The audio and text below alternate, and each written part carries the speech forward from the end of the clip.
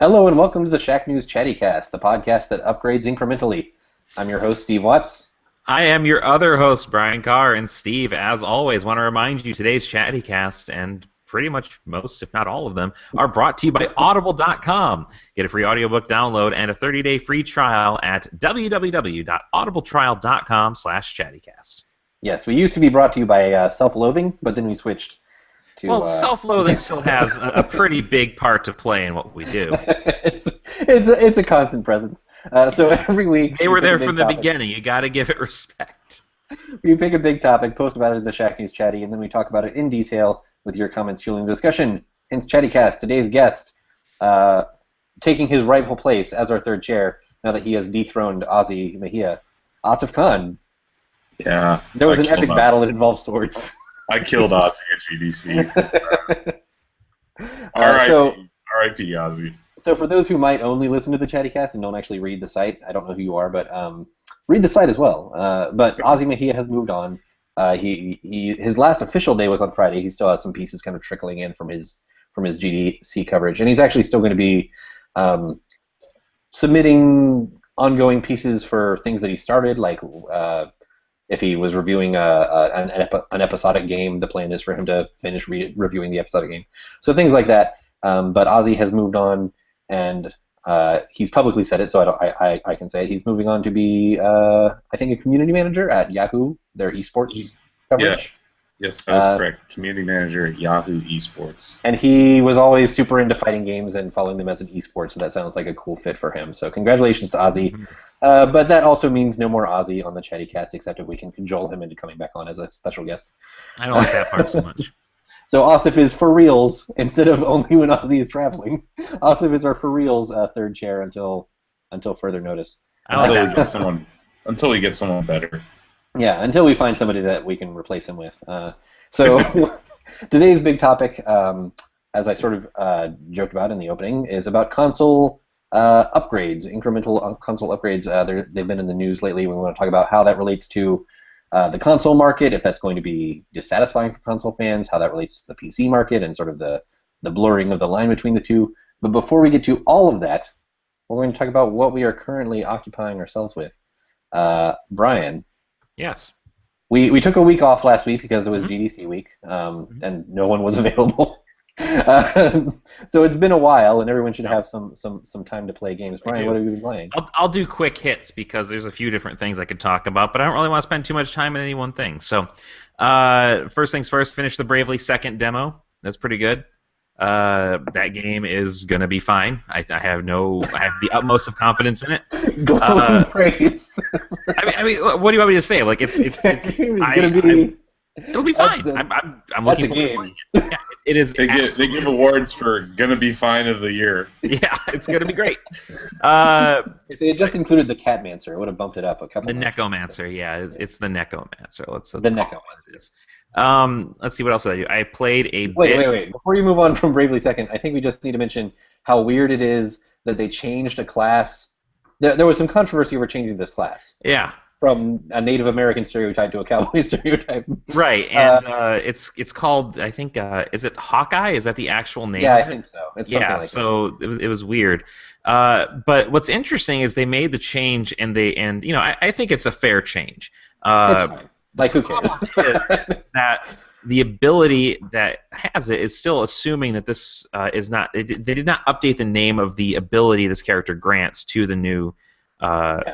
The new redesign, so it's still called shamanism, which of course makes sense if you're trying to do like sort of a cowboy. It doesn't make sense for a cowboy, yeah. So they changed half of it, but it's almost like they just forgot, because it would just be a pretty simple name change to just be like, well, let's call it sharpshooter or something, Yeah, because that's what it is. I mean, the ability from what I saw in the game is basically, okay, you're really good with guns. And you can, which for some reason is a shaman trait. I think don't Clint Eastwood and John Wayne have a long history of being shamans? Possibly. Yeah, there we go. We'll say that. We'll say that's the reason. I don't know. I'm not going to do any research on it. So sorry to interject there, but I just thought that was a funny anecdote about that demo. That's okay. Never let it happen again. let's see what else I played. I played a bit of UFC 2, and by a bit I mean like 5 minutes to know this is absolutely not a game for me. But I don't really have anything deeper to say about that. I will say it is funny though that the tattoos on one of the fighters, the fighter in question is CM Punk, who was a wrestler of WWE. Now he's trained to be in MMA, and a lot of people are really, really angry about the fact that he's in the game and he's got like a level 80 something rating because he hasn't had a fight yet. But it's like whatever, it's all staged anyway. The problem is, wait, are you telling me UFC is fake too? well, I mean, what, you think it's real? My God, I mean, I don't know. I've never watched a UFC match. It's no way. The fights themselves are probably real, but they definitely play up the whole theatricality of it more and more. But it's funny because he has tattoos of on alternating shoulders right here. One is the Cobra logo from G.I. Joe. The other is the Pepsi logo. And as you can imagine, they cannot use these without paying Hasbro and Pepsi, so they basically like took the Cobra logo and just erased the middle part out of it. So now he's just got like this big bear patch on his shoulder, and then the Pepsi logo is just like a blue and red circle, and that's it. That's pretty great. Yeah, so that's the only thing worth talking about with that game. It is not a thing for me, so I don't really feel qualified to talk about it. But I had to see that for myself. Can we talk about why a human would put the Pepsi logo on themselves? So with was he paid at some point to do it? let me take the professor hat off and put the wrestling nerd hat on. Let's talk wrestling. It's a reference to his gimmick. Like he is his gimmick, and by all accounts, his real life is that he is like that. He's straight edge. So his finishing move, because he liked to drink Pepsi, was called the Pepsi Plunge. So he had the Pepsi logo tattooed on his shoulder. That's why. And then, of course, the Cobra Commander's name was because he loves G.I. Joe. That, right? Like, no, apparently not. Like, I don't think Pepsi actually ever gave him any money for it. What? This is a new advertising business model for Pepsi to look into. You should put some tattoos on wrestlers, see what happens. But there was a trend of that, like in the early aughts, wasn't there? Where like different companies were like, tattoo yourself with this company logo. Well, yeah, we'll pay you, blah blah blah. Yeah, that probably still is going on too. I mean, you can. It would not surprise me what companies are willing to do to get their logo in places where people may or may not see them. But so anyway, spent too much time talking about UFC relative to how much time I actually played it. I played one fight, and I'm like, yeah, this is not for me. You talked about it for longer than you played it, so. Yeah, exactly. But the thing I did play a fair amount of, I've been really busy again, as things go. I don't have a ton of free time, but I did have a little bit of time to play The Division. I actually did pick it up after you guys talked about it so much. So that's a game. And I mean that in every sense of the word. On the Chattycast. Like, well, I mean, like it is by definition and defiantly a video game. Like, it is not, for the setting they are trying to evoke, for the story they're trying to tell. It is a video game-ass video game. Like, they are not even trying to rationalize or justify any of it. And there's HUD all over the place. Yeah, filthy with HUD. I think what happened was basically Ubisoft is like, okay, we want to make a Destiny, but we also have this Tom Clancy license we have to use legally every so often. So I don't know, just make it happen. So they came up with this. So that's just a roundabout way of saying I like the game part. The story part is very hit and miss for me.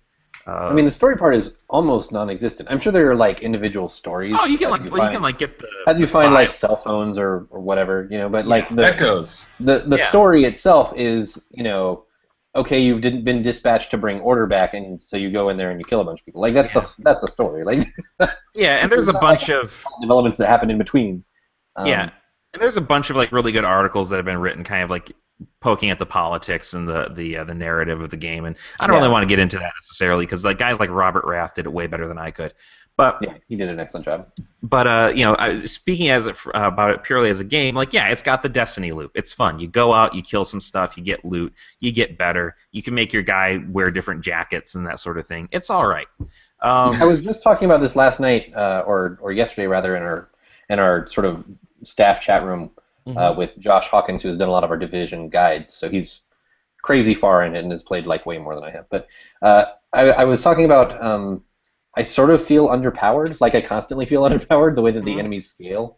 I constantly feel like just able to handle myself, but not by much. Right. Whereas Destiny, there was a much sharper ramp where by the time you got to the end game, it's like I can clear a room. I can just like, you know, grenade, explosion, shoot. Well, that you know, you like also felt like you destroy had more. everything. You had more options, right? Like you had a little more control, and by definition, the kind of game they're trying to make, which is a cover-based shooter, you don't quite have as much freedom and flexibility of movement. I think the big part is that you only equip 2 skills at a time. If I could just equip 3 skills at a time, that would be huge. Because as somebody who's lone wolfing it for most of the game, one of my skills has to be the self heal, and that's just basically taking up a spot.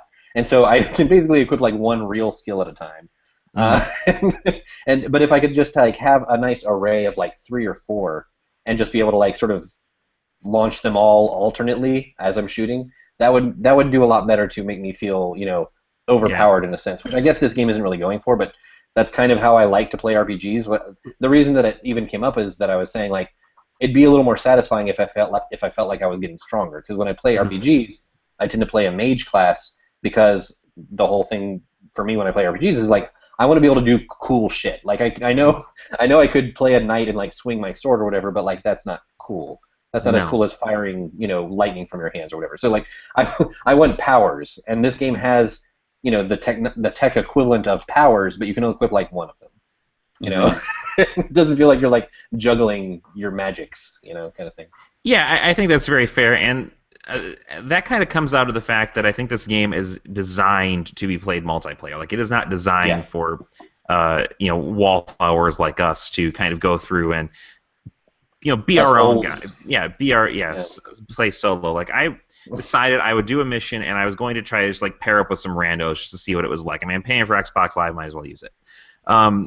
And so I did, and I got into a mission, and I was with, you know, people who are around my level, like 9, 10, 12, and then there was one guy who was like level 30. And the way this game works, if you don't it up for everybody else, is that it averages out. So if somebody's really high level, it's going to make the average level of the enemies really, really high. So they averaged out about 25. So here I am, my pathetic little level 8 self. If I even so much as poke my head out for a second, I die. Like, it doesn't matter. I die instantly. And so here I am, just kind of like, you know, help me, heal me. And then I get back up, and I die again. And so basically, I'm left in a point where this level 30 guy's got to go around, do all this stuff by himself. He's yelling and screaming and cursing. And it's like, so I just started like turn down the mic as low as I could. I will say, when you're on the other side of that, it feels pretty good, because I took on a level 16 quest the other night, and the two guys that joined me were level 14, and I was like, why did you join this quest? But like, I was basically like taking down enemies, and then like every couple of, you know, every 30 seconds or so, I'd see some guy like crawling towards me, and I'd revive him, and then get back to shooting enemies, and then like, oh, crawling towards me. Yeah. I was like babysitting them. It was. That's kind of what's happening here. So there are some really weird things that game does with multiplayer, and that's kind of a bummer. But really, all of that pales in comparison to the single largest problem with the game, and I cannot believe this did not come up in any of the reviews. There are stray dogs wandering the streets of New York. And you cannot pet them. You can't pet them. You can't give them food. This game, 1 out of 10. You don't want to pet a stray dog in New York City, man. You don't know my life, Asif. You don't know me. You know, you can do, though. I see a dog wandering around sad and you can totally shoot them. Okay. Yeah. Shoot them. You just can't shoot a dog? Which I did not think that you could do until I tried it, because like there was this dog, and I was like, of course he tried it. They're not gonna let. Well, see, here's the thing.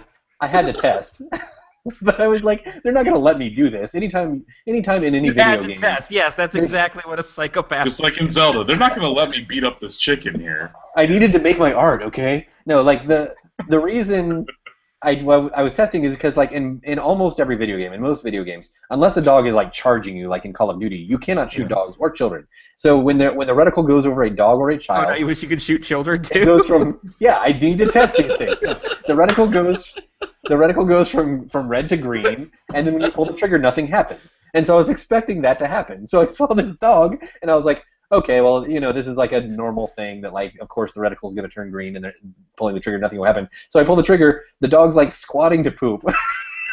I pull the trigger, and he just collapses, and I feel terrible. And I'm like, oh god. I'm gonna piggyback on Brian. I'm surprised that the poop physics from the dogs hasn't been mentioned in any reviews.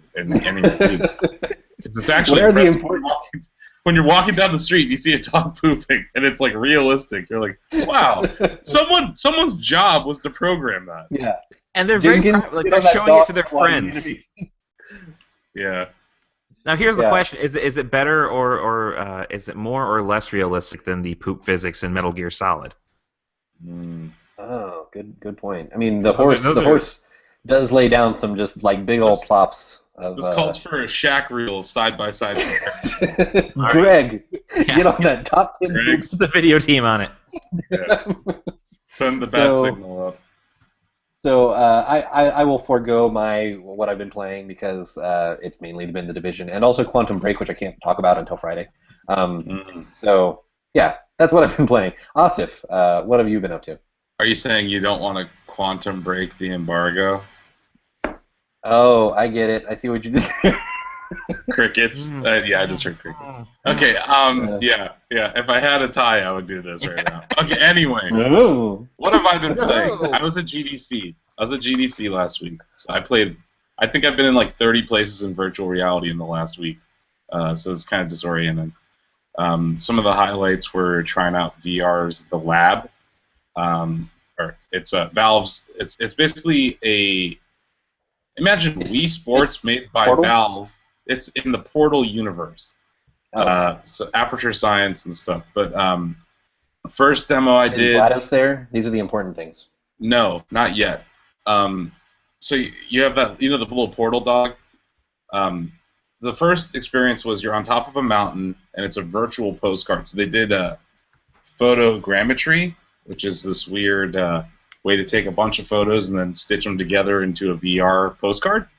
So you're walking around Vesper Peak, and there's a little portal dog, and you start playing fetch with him with the controller, and you throw it down the hill, and he grabs it, and he comes back to you. The way that they transport you between VR worlds is kind of interesting. You grab this orb with a controller, and it's like a translucent orb, and you slam it onto your face, and that's how you go to the next thing. So the next demo was it was like you're in some futuristic Amazon warehouse, and you have these. Like Amazon.com, right? Like yes, okay. Amazon.com. So it's like imagine this massive warehouse with all these automated robots stacking boxes, and then there's this mechanical slingshot in front of you. So you load it up with these balls, and they're straight out of Aperture Science Portal's environment. So they are sentient robotic beings that are spheres, and they talk to you, and it's voiced by one of the guys from Rick and Morty. So it's hilarious.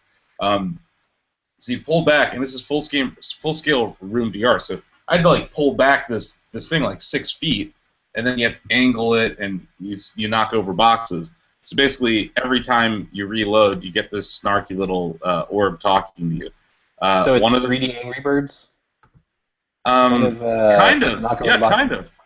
of like 3D Angry Birds with no pigs. But funnier. Imagine if every time you loaded a bird, they would talk to you and say something really, really funny. Like there was this one, he's like, "I am the global warming sphere, and I'm here to talk about global warming," and then you shoot him away. It's like, I don't know. It was really funny. The next thing I did was called Zortex. If you can imagine, I think one of the guys from Tested put it perfectly. It's asteroids in 3D VR. So basically, in your right hand, you had a spaceship, and it's firing a laser off of it, and it's a high score game. So you have enemies coming at you, they're shooting lasers at you. All you have to do is maneuver the spaceship. So it was weird. I was trying to dodge the laser beams myself, like avoiding my body getting hit by them, and they're like, "You don't have to do that." And it's like, just naturally, when a laser's coming at you in VR, you don't want to get hit. But yeah, it was a really cool high score game. And then the next one was called Longbow. Longbow is, it's a archery game. What I thought was really cool about it was the haptic technology and the controllers. As you pull the controllers apart, they start to shake like an actual bow would, like the tension.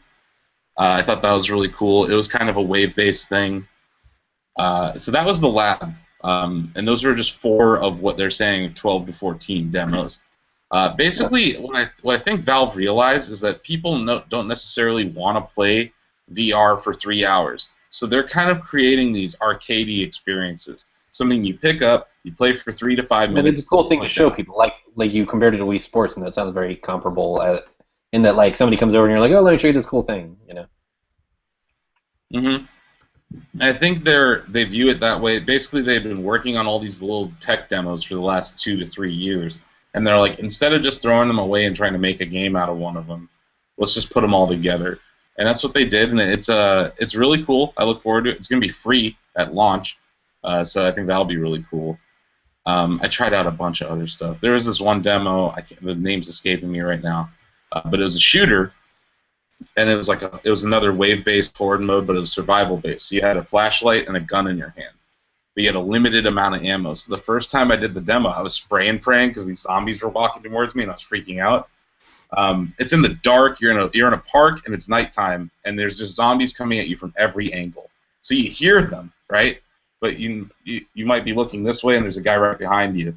What I realized is that the ammo efficiency became a big thing. First demo, I died because I ran out of ammo. Second demo, I was freaking out so much, spinning around in circles, I literally pulled the cable out of the computer, and I broke the demo. And then the third demo, I realized, you know what, I'm just going to be patient. I'm going to let everyone get really close to me, and I just got right up to their head and shot them. I think I'm having some post-traumatic VR syndrome from it, because it's like, I've never been that, to actually experience holding a gun in your hand and shooting someone in the face from point blank in VR it's kind of jarring and haunting. But yeah, so those are the VR. Those are the highlights of VR. There was a bunch of other stuff I'm going to be writing about. VR Sports was really cool. And some stuff you've already written about on shacknews.com. You should read it. I know. But yeah, on the front page there's impressions of quite a few things, and there's more coming. Outside of that, I still playing Rocket League. I love that, and I downloaded Hearthstone. Yes, mainly to cheer Steve up about Ozzy. Yes.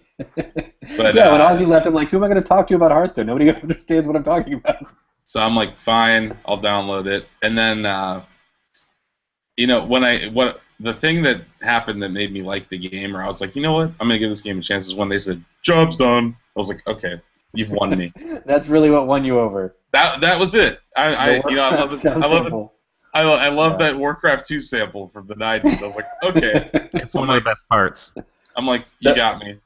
I think the reason this is going deep for just a second. The reason I think that they even did that, I don't even know if that was like originally in the game, but when they debuted it at PAX, before I knew that I would end up like devoting my life to this game, I saw its actual like debut trailer at PAX because Blizzard had told us we're going to be debuting something new at PAX, and it's like just the fact that it was at PAX shows that like they thought this was like a fun little side thing, So I saw the debut trailer, and then at the end of the debut trailer, they had that sound sample saying "Job's done," and like the crowd just like freaked out. And so I feel like I suspect that is the reason that they put it in the game. I mean, I know I'm behind the curve on this, but it was more like you finally broke me. I was, it was. I know Brian was linking me some WWE tokens earlier this week, and I was like, nah, I'm good. I kicked that habit. And then I tried to pick up that garbage that is Galaxy of Heroes, and I was like, no. I needed another. It's probably the right call. In romance and in Hearthstone, I just wear people down slowly until they finally. Yeah. So now I'm a Hearthstoner now. I play it every day. I'm still slowly creeping into it, and I still suck. So. Well, it's a good time because they just introduced those deck recipes. So like, if you just want to make a new deck, those tools aren't great, but they're better than they've been. Yeah. So yeah, that I've been playing Hearthstone, and then I still play GTA Online every day, trying to get my dailies. Yeah. Oh, they have a new mode. It's called Sumo. So basically, it was me and two other shackers. You put on a fat suit? No, it's cards. So you basically, one of them was you're on top of Maze Bank, which is a very small helicopter pad, and it was 3 of us, and basically you have to ram each other off of it, right? It's like sumo. But you can also kind of dodge people and let them drive off. We did one that was on an island with monster trucks, and it's insanely fun.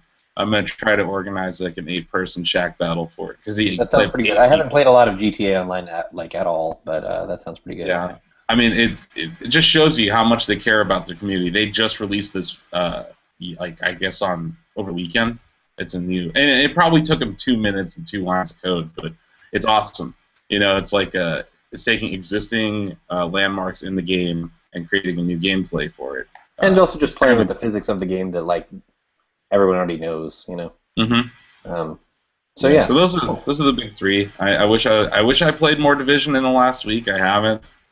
I'm probably going to go back to it, and like I mentioned earlier, Factorio is another game that I need to get into because Shackers are obsessed with it. I don't know if either of you guys have heard of it. It's kind of like a City Skylines factory.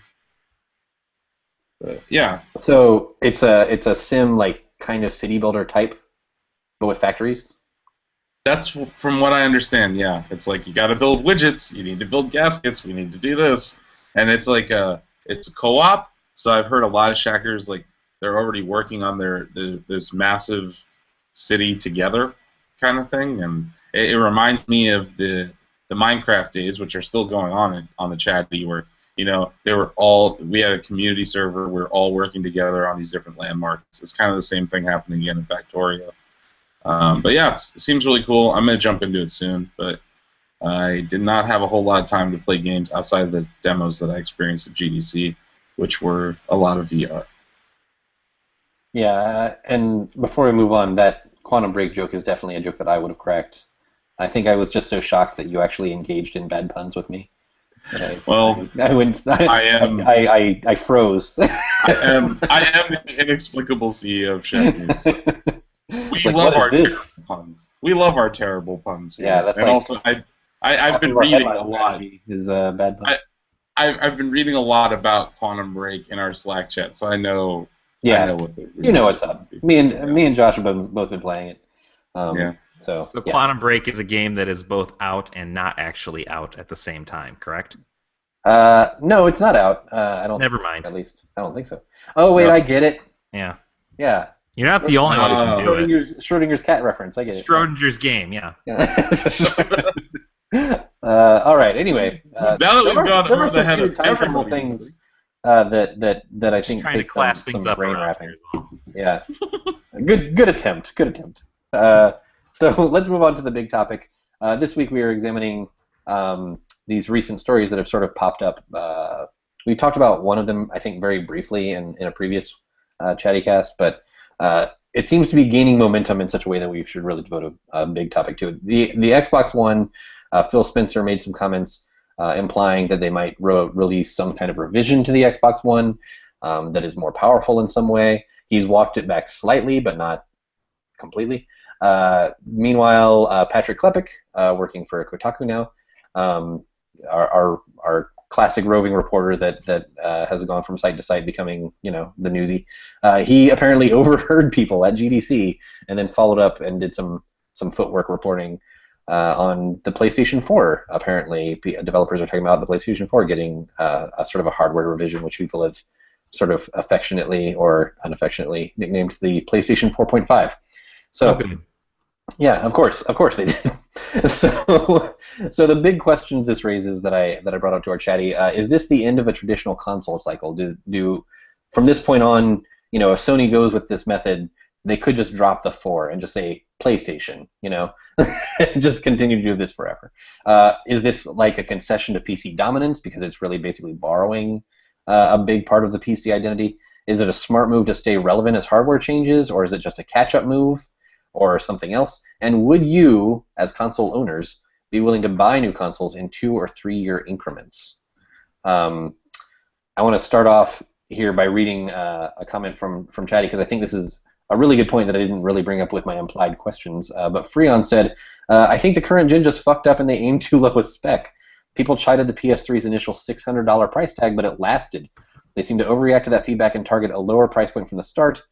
And then the Xbox One got really confused about their mission, so we're left with consoles that often struggle just to do 1080p, which is laughable. So the notion that like this is them being overcautious. The reason that they have to take this step now is that they were overcautious in the first place, afraid like, oh, is the console market over?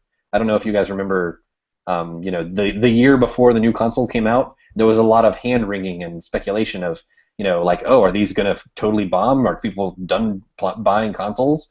And then that didn't happen. but the fear that might happen might have spurred on this idea that, like, no, we need to come in at a low price point, which means we need to come in at low specs. Do you think there's any sort of merit to that idea? Yeah. Okay. I think it's a very astute point. It really is. I agree in the case of maybe PlayStation that's the case, but with Xbox One, what happened was they built that thing for Kinect 2. Yeah. And they're like, this is going to be the Kinect machine. Everything's going to be great. Kinect. It's going to be huge. And the entertainment box, too. Like, it's going to plug into your cable. Remember TV. Everything was TV at their press conference. This is going to revolutionize the living room, right? None of that has happened. No one likes Kinect. No one is really using their stuff for TV. I know a couple people that use it for fantasy football, but that's like it. Their mission, their focus of the Xbox One failed. It was supposed to do all these things, and it's not even as good of a gaming machine as the PS4. Yeah, they kind of pitched it as like, this is your video game system / Roku box / cable box. Like, so I think all in one. That was the inspiration behind the name Xbox One. So I don't think that's because they were being cautious. I just think they had the wrong focus. Whereas Wii U, clearly very cautious. Incrementally innovative. Oh, by the way, you can still use the same controllers. It's backwards compatible with Wii. It has the same damn name as Wii. So yeah, I think Nintendo was being very cautious and very planned obsolete. Sony is this weird balance. Like, at the time, the PS4 was pretty competitive with PC games. I think the problem is, and you mentioned this, is that GPUs are evolving fast, faster than ever before. So a year from now, 980 GT 980 Ti or whatever stinks. Whereas a year from now, okay, there's a PS4.5. How much better is it really? It still has to work with every game. You risk fragmenting more when you iterate during a console gen, which is what I'm worried about. Like, we saw this with the PS3 Slim, and they did a good job of that. Xbox, I think they did some 360 iterations to prevent it from breaking itself if you didn't play for 2 weeks. But I think that I don't think they're being cautious. I just think they did what they could. And also, I just think that nothing was really broken with the 360 or the PS3. They were good consoles. They just needed some specs bumped. They needed better GPUs. They needed better processing. They needed better RAM. I think that's what we saw, was a very iterative console cycle outside of Nintendo, which just did something else. So I don't think it's more caution as it is, well, let's try to make money, and be able to get to PlayStation 5, be able to get to Xbox, I don't know, 2, whatever they're going to call the next one. But yeah, I don't know. It's hard to just say that they're being overly cautious. I think that there's a pervasive attitude of planned obsolescence, and it's more visible in the console cycle. I think the risk that you mentioned is one thing that people are very concerned about for this, is the fracturing of the market. Basically, like, how do developers approach this? If let's just say it's 2 or 3 years in the future, and the PlayStation 4.5, whatever they call it, PlayStation 4 DX has been out for for a couple years at that point. Like, do developers continue to develop for the lower end PlayStation and then let you bump up some resolution and frame rate if you have the advanced version, or do they develop for the advanced version and then you sort of get like these compromises for the lower end version? I think that's the concern for people that, like, for the early adopters, the most devoted fans who bought in early. I think they're afraid that they're going to get punished somehow by getting sort of a subpar experience if they don't upgrade. Which is why, if Microsoft and Sony do pursue this path, they really need to think about having an upgrade path for current users. Yep. The other thought I had was, is this a preemptive strike against the NX? Because Nintendo is going to launch a brand new system this year or next year. Sony and Microsoft, it would benefit them to have the word "new" in front of something at E3. Yeah. Even if that's true. it isn't. I think that's part of this. Is it's almost like they're seeing Nintendo come in, and it's very likely Nintendo could steal the show at E3 with everyone else pulling out now. Yeah, I mean, hardware always grabs the most headlines at E3. Like, that's just how it works. So I feel like it could be a preemptive strike. The thing that people are comparing this to the most, I think, is not quite apt, and I have a better comparison in mind. People are comparing this to the phone market a lot. Like, oh yeah, phone upgrades. Like you have an older iPhone and it's fine, and you can still play apps, and the phone will the App Store will tell you if your phone can't handle it. That kind of thing. I don't think this is very applicable to that because phones are just something we keep with us all the time. They're a fact of life. It's not like game consoles, which you buy this specialized piece of hardware to engage in a hobby. I think a much more applicable example is the new 3DS, which this hasn't gotten a lot of attention, but the new 3DS can handle some games that the old 3DS can't. And they just called it the new 3DS, which is like the weirdest name. But the new 3DS handles some games that the old 3DS can't, and on top of that, it can add features. Like if you play on a new 3DS, I can play this game in 3D, and the old 3DS doesn't have the hardware power to play this game in 3D. And it hasn't gone very noticed because it's the 3DS, and it's kind of on its way out, and there's not as many games being released for it in general. But that's the sort of model that I foresee coming, and that's a little more problematic and confusing for users unless they find some way to very, very clearly mark on the box, this game will do this on this version and this on this version. And that seems like kind of a mess, honestly. Yeah, it'll say better with 3DS or better with new better with Kinect. No, I think that's a huge problem. I think in the case of the new 3DS, what really changed it was they changed the controls. That little nub added a camera stick of sorts. At least with what we've heard from Xbox and PlayStation, they're not going to change the input devices. It's just going to be more of a processing power, RAM, GPUs. I think we could look to PC as an example of how this will work. Like you said, you're going to have a better experience with PS 4.5 or Xbox 1.11 or whatever the hell they're calling it. But you're still going to have the same controller. So it might be better graphically. They might design games for it. It would be really bad if they say all these new games aren't going to work for PS4 because they've sold quite a few PS4s. You'd be angering like 30 million people, and these are your avid fans. So it would be a huge disservice to their community to do that. I think what we'll end up seeing is it's just going to be better on PS 4.5 versus PS4. But I do think this is a rush that they're feeling from two sides. Nintendo on the one side, which is hilarious that anyone's threatened by Nintendo right now because they've done so terribly for the last 3 years. And then on the other side, GPUs. NVIDIA is just killing it on the GPU front, and they have new ones coming out later this year.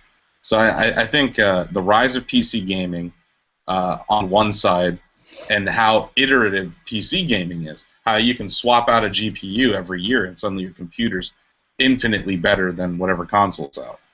That's not going away, and Nintendo's not going away with whatever the heck NX is. And so I think there's two sides to why they're motivated to do this. And I had heard the same things from devs, anonymous devs at GDC that were like, yeah, we're not going to release this game on Xbox One or PS4 yet because there might be a new system from them. Yeah. So yeah, I think it's slowing down development too on the consoles. Yeah, it's yeah, weird. that's a very weird decision. A weird side effect. To grab some more of our users here, Nerds Beware said, right now his PS4 is collecting dust because for the most part he's just playing games on his PC. For exclusives and smaller games, it's great. He played The Witness on PS4 and it looked incredible. But for something like The Division, he goes where he could crank the graphics out of it. But he ended by saying, if consoles could start to become on par with PCs in terms of price and performance, I would consider doing the upgrades every few years. And as a counterpoint, I just want to mention, Tezcali. Yeah, okay. I want to make sure. Said, I'm on the other side right now. I am playing mostly on my PS4, and I was hoping to keep it for 8 to 10 years.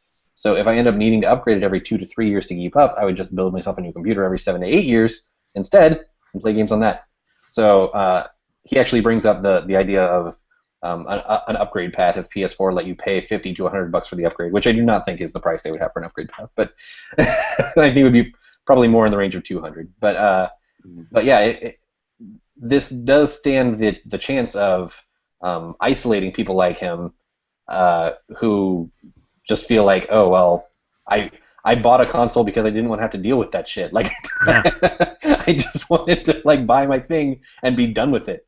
And that's kind of the boat I'm in. Like that's because the analogy of doing the new 3DS was not so bad because that thing had already been out for a good 5 years, 4 or 5 Right, years yeah. before we even had this conversation, and it was not a substantially expensive upgrade. We're talking these things are probably going to be a full, like basically another full price console, right? full console I really price, yeah. I don't see them doing this at a reduced cost or anything like that. They might have some kind of trade-in program, like, possibly, yeah. Send us your old PS4, and we'll take such and such off the price of a blah blah blah. And maybe that helps, but to me, it's just the idea, like the iPad, for example, right? We upgrade the iPad every couple years, or we're told to, but I've still got the iPad 2, and I see no reason to upgrade anytime soon.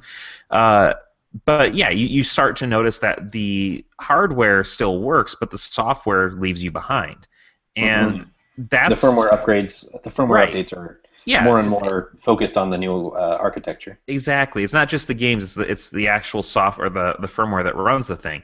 And I don't see that I don't see that not happening with these new consoles because it doesn't make sense for it to not happen, right? That was almost like that. That's not even specific to this generation, because No. I feel like the Xbox 360, those firmware updates to the 360 near the end of that thing's lifespan, it was like rubber bands holding it together. It felt stretched so tight that like any spring could just fly out. Yep. So that like that's the sort of thing, like that's not even exclusive to hardware revisions. It seems like that might just speed it along. It seems to me like an inelegant solution to a problem that they're going to have to deal with and are having to deal with faster than they thought they would have to. And I see why they're doing it. I just don't think it's a great idea. Basically what it made me do is think, you know what? If this is where things are going, if this things are where things are headed, I might as well just get a PC, and that way I can spend roughly the same amount of money every couple of years for substantially better performance.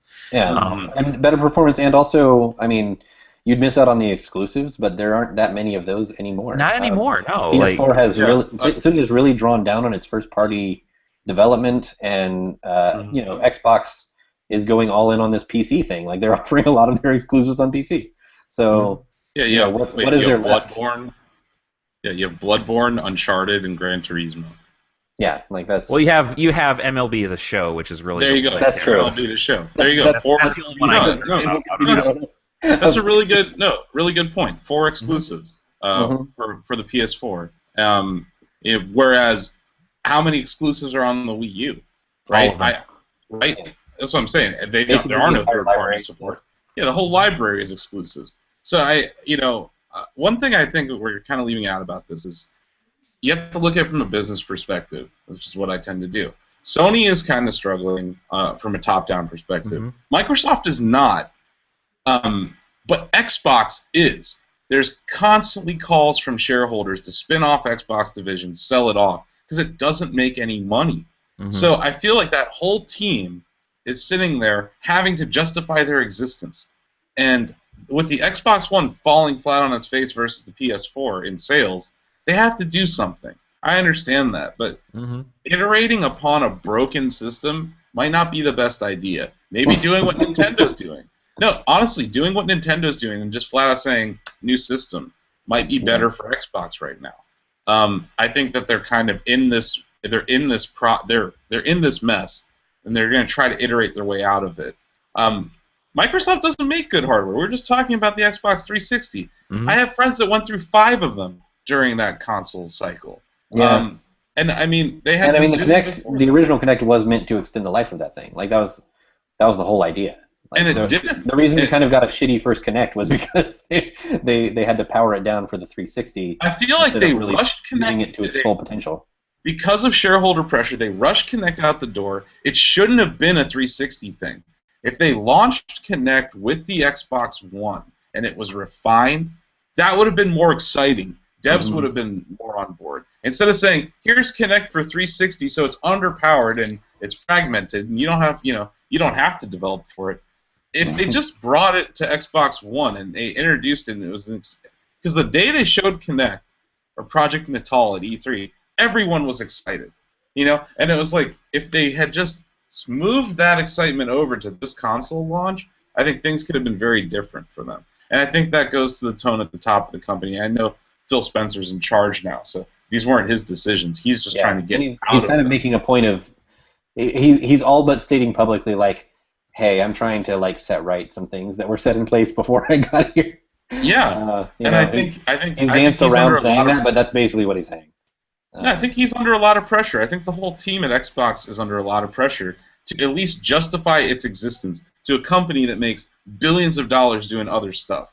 Like, why are they, in a world where Microsoft is a software company with a dominant operating system platform and now a vibrant tablet market, right? Why are they bothering with Xbox? That's always been a question the shareholders have for them, and I think this iteration that we're seeing is that. On the Sony standpoint, it's kind of similar. You have shareholders screaming at them to break up the company, and it's because there's a life insurance arm, there's the camera division, there's the consumer electronics, there's motion pictures, there's music. You see how none of this actually fits together? I think that but both they had those UMDs though. That was their attempt to. Yeah, you remember UMD? Yeah, so like I think there's this pull from both company shareholders to say, look, justify these products' existence, and iterating on it, I think, is a sign of the pressure, not necessarily a sign of the right decision. And I think that's what's kind of scary to me. And I hope they don't fragment the user base because that'd be a huge failure. Yeah. And like I said before, I think it's NVIDIA really to blame for how fast they're iterating on their GPUs and making the PC experience so much better on a 6-month basis. NVIDIA. How dare you? How dare you? How dare you have a monopoly on the GPU market, essentially? I know ATI through AMD supply all the console chipsets, oddly enough.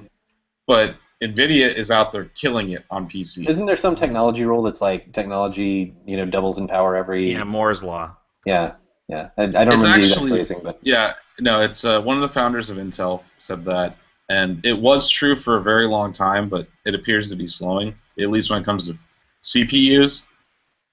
We're seeing it in other things like density of memory, SSDs, all sorts of other stuff, because they're all semiconductors.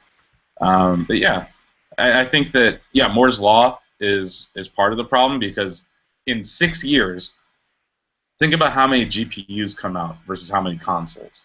Yeah. And therein lies the problem. So we'll leave it there for now. This is going to be, I think, an interesting E3 to watch because of all this, to see if any of this stuff ends up coming true. We're going to hit newsy bits and beat the doc real quick, but first, Brian, would you like to say a word or two about our sponsors? I'll say more than two. Audible is offering you, the Shack News Chattycast listeners, a free audiobook download and a free 30-day trial. Check it out. Tons of great books on games, tech, all kinds of other things. There's cooking, I bet. Lots of cookbooks. Every week we're going to highlight one that we personally enjoyed. We might think you might too. This week we didn't do that, but you can go find one for yourself and check it out with over 150,000 titles, all good. They're all great. Every single one of them. All great. I'll recommend Tina Fey's Bossy Pants. There you go. I think we did that before. Let's do it again. Oh, we did? Tina Fey's Bossy Pants. I thought I recommended the Amy Poehler book. I've read both of them. So. Yeah, check that one out. I don't know. Go do whatever. It's your life. But you've got a free audiobook download. What about the boss? Just go visit audibletrial.com/chattycast. Again, audibletrial.com/chattycast. So we're running a little low on time. We've got other responsibilities to get to, so I'm going to do these very quickly. My main newsy bits this week come in the form of Nintendo rumors. I want to touch on them both very quickly, so let's limit ourselves to a sentence or two each. There was a rumor of the NX controller allegedly revealed, and actually just today, right before we started recording, there were a few more photos that kind of line up with that photo. Meanwhile, there was also a rumor that broke yesterday from Japan's Nikkei newspaper that said that the Wii U is going to end production this year. Nintendo has since denied it, but they did that weird Nintendo half denial where they're like, that was not a company statement. And it's like, well, obviously it wasn't. That doesn't mean it's not true. So these two rumors together seem to suggest, one, the NX seems to look pretty weird, and and two, that the Wii U is kind of aggressively being pushed out the door in the style of the Xbox One from the original Xbox from Microsoft, and also that suggests that Zelda is probably going to be cross-platform, which has been a rumor for a while. So, quick takes, Brian. So first off, Wii U, new Dreamcast, and I can't wait till all these Johnny-come-latelys come in and write these think pieces about, well, maybe we misunderstood the Wii U. Maybe we should, give it a second chance. Good ideas. Like, no, you don't get to do that. You do not get to rewrite history. You do not get to come back and say, well, maybe this wasn't so bad when I was out there telling everybody I know, the Wii U is great. Check it out. No, it's going to become the new Dreamcast, and I don't like it. Now, as far as the NX, the controller, I don't know what to make of this thing. I think these new photos that came out look more real than the one that came out before. I feel like I need to see it in use to understand what's up with it. And the fact that it has no buttons is really, really weird because that is something Nintendo has not been willing to budge on in the past. So I'm I don't know. grain of salt with all of this. I'm just basically I'm glad this is all happening. But I will wait until E3 for them to actually talk about this. I will wait for the grown-ups to talk. I'm willing to be convinced. So, Asif, quick takes. Okay, on the NX controller, my first take is no A button. Yeah. My second take is that it doesn't look very ergonomic in the current iteration, but it could very well be a prototype. We might not be seeing the whole thing. We may just be seeing a screen of the device without the actual handles. That being said, I know a lot about Nintendo's patents. They have focused a lot on haptic touchscreen technology. So it's very likely that the D-pad and the buttons may be coming to the touchscreen, and you will still feel them, but they aren't there.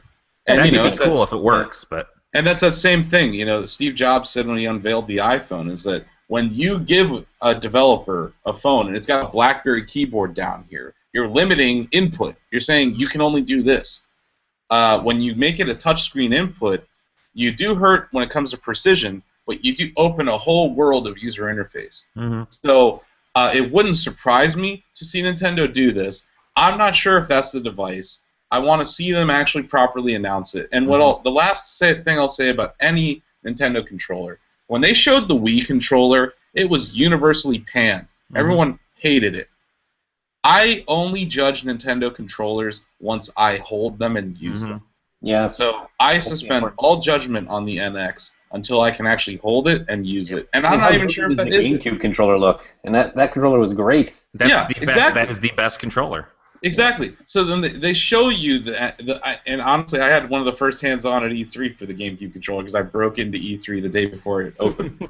That's a quick take about how old I am. Anyway, the second thing, hot take. Wii U. Brian said something about Wii U that I just flat out disagree with. It's the best console out right now. I agree. I use it. No, I use it more than any other console. Yeah. Brian was saying F you haters. Yeah.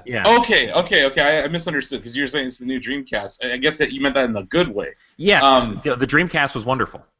Because the Dreamcast, to me, the Dreamcast was the death knell of Sega. So I don't want to paint Nintendo with that same picture. And also the Dreamcast has a lot of the thing you're referring to, Brian. Like the Dreamcast has a lot of retroactive love. Yes. Like where were all you people buying it when it was actually out? But nowadays people are going to write these. Well, they were all like, oh man, Dreamcast was great. They all had that CD, the CDR that you could pirate everything with. That's that's why they went bankrupt. No one bought a single game for that thing. But I use the Wii U more than anything. It is, sure, it's planned obsolete, incrementally innovative, proprietary, and all that jazz. But that controller is the only thing that's moved anything forward. And you saw how the devs are all like, I don't want to develop for two screens. That device, the Wii U, shows how Nintendo experiments and fails, but they do it in a way where it doesn't bankrupt the company. Yep. I'm still fairly convinced. We have to move on to beat the dog, but I'm still fairly convinced that if Mario Maker had been a launch game, it could have changed everything just by showing people how to use that thing in a more meaningful way. I also think that if they had emancipated the gamepad, where it was its own device, and I could have taken it with me with some virtual console games or something. Which is basically the rumor about the NX. Exactly. So it's like, they're like, here's this, it was a stopgap system. Sometimes they release stopgap systems. And I think this is one of those. And and we can look to the DS as examples. We talk about fragmentation. Look at DSi, and all these different things that they did that really fragmented the experience in the DS. It didn't really hurt them on unit sales. I don't know. It's just funny because out of all three systems, my Xbox One is collecting dust. I regret ever buying it. I only bought it for Halo 5, and then we all know how that turned out. Mm-hmm. And then my PS4, which I sometimes play for my 2K sports games. But yeah, I play with my Wii U every day. Mm-hmm. It's and the whole being able to have a screen without the TV on. If you have a family, I hang out with my girlfriend and my dog downstairs. I can still play games while she's watching Real Housewives or whatever. Mm-hmm. Those things that's a commercial right there. You know what I'm saying? Those little things, I think, are quickly swept under the rug because the Wii U is not some hugely overpowered system. But then you look at, the PS4... What's happening to the overpowered systems? That was our big problem. Exactly! You saw the PS4 have to upgrade itself within 3 years. So it's like, maybe Nintendo's right with this strategy. Anyway, I want a proper E3 conference from them. Ding, ding, ding. All right, time for Beat the Doc. Yay. I got to force us towards the ending here. Not anagrams. The part of the show where I abuse my hosting powers by pitting my friends against each other. Today's game is called Revisionist History. I'm going to ask a question about a console that underwent some significant hardware change or add-on. You simply buzz in by saying the word buzz and answer it. This is just general knowledge trivia. Okay. So, let's go. When the NES offered its hardware revision, it was mostly aesthetic, including what significant change to cartridge loading meant to resolve... Asif. Top loading. Top loading, yes, that is right. Asif, 1 point. They also made the controls more ergonomic. They look more like SNES controllers, but Yes, that is also true. Yeah. He asked about cartridge loading. Yeah. Yes. Second question. After being heavily criticized for lacking this feature in the original model, the Game Boy Advance SP added a clamshell design. Buzz. Brian. A backlight. A backlight, yes, that is correct. But it took out the headphone jack, so it's 1 step forward, 2 step back. I know, right? Number 3. While the original Microsoft Xbox didn't undergo a hardware revision, the packed-in controller went through a significant change. Buzz. What was it? Wait. I actually need to finish this question. What was it? And for a bonus point, what was the popular nickname for the original controller? Buzz. Brian, you buzzed first. It got smaller, and the original one was called the Duke. The Duke, yes. They actually imported the Xbox S from Japan and just sold those controllers instead. This is going to be a little bit harder as we go. The Neo Geo CD swapped the cartridge format for cheaper CDs, reducing game prices by how much? If you just round to the nearest 50s, it's fine. I'm going to say Buzz. Brian. I'll let Alice take a shot at this one. Okay, awesome. It reduced price by 30%. No, sorry. Okay. Brian. I'm going to say they were probably averaging around $200. I'm going to guess that it was probably about 100, 150. That's closer, but no. The average price of a game was $300. Oh, and then it went down to about $50 to $80. So it went down. Oh, wow. $200 to $250. All right. Next up, the Nintendo 64 expansion pack was required to run 2 games. Buzz. What were they? These are worth a point apiece. Buzz. Awesome. He said Buzz, damn it! I know. I just wanted to finish and let you know that they were each worth a point. Shadows of the Empire and Perfect Dark? No, I'm sorry. No, I think those were enhanced by it though. Brian, you have a guess? It required Donkey Kong 64 required it because there was a glitch they could not figure out how to fix without the expansion pack, so it was actually bundled with Donkey Kong 64. And I do not. The other one, no, it wasn't Conker's Bad Fur Day, was it? No, it was not that. I don't remember the other one. Majora's Mask. Oh, that's okay. right. Majora's Mask. Yes. So we're heading towards the end game here. Brian is winning, but whatever. An infamous commercial failure, the 32X for the Sega Genesis, came in at a price point lower than the average console. What was it? If you round to the nearest 10, it's fine. So basically, instead of buying, when you bought the 32X, it's not like you were buying an entirely new console price. You were buying like a little bit lower. Asif? I'm going to say 175. Oh, no. Brian, do you have a guess? Oh, gosh. It's like a Price is Right deal. Anyway. It's not actually Price is Right rules, but I should have done that. Tried to do Price is Right rules. There's only 2 people, one person's going to say $1. I seem to remember it was like 80-something. No, you must have seen it on sale. It was $159.99. Okay. So close. So close. You went over. Asif was very close. I'll give him a point. That you win the game 2-3. So today, Asif, you did not beat the doc. I never beat the doc. Yeah, trivia, you guys. You beat me that one time. It's not anagrams. Yeah, I like that. And we've tied a bunch of other times, so it's really that's true. Yeah, You we tied do 0 plenty of times from my dumb questions. Yeah. So we need to wrap up. I know Brian is busy, but we're gonna do plugs real quick. Brian, you actually have something to plug, right? Yeah. Well, I've got some stuff coming up Something next upcoming. week.